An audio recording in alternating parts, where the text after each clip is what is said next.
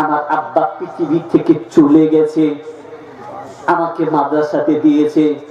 আমার আব্বার জীবনের ভুলগুলিকে ক্ষমা করে দিও। আপনার বাচ্চা সেদিনে আপনি সামনে হবেন, আপনার বাচ্চা আপনার জানাজা পড়াবেন। পৃথিবীতে যে ইমামকে আনেন না কেন, যাকে আনেন না কেন, আপনার বাচ্চা যতটা দরদ দিয়ে আপনার জানাজা আদায় করবেন, আপনার জানাজাটা পড়াবে। আর পৃথিবীতে আপনি যাকে আনেন না কেন, অতটা দরদ দিয়ে আপনার জানাজা পড়াবে না। ঠিক না বেঠিক গো? অতটা দরদ দিয়ে পড়াবে না। অতএব মাদ্রাসাতে পড়তে দিবেন, কমসে কম কোরআনুল কারীমের শিক্ষাটা দিবেন। ঠিক না বেঠিক? আর নবীর কথা ছিল খায়রুকুম মান তাআল্লামাল কুরআন ওয়া আল্লামাহু।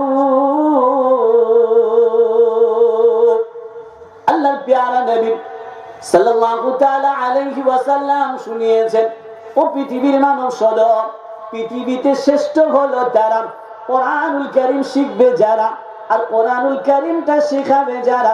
আমি নবী বলছি শ্রেষ্ঠ হলো তারা।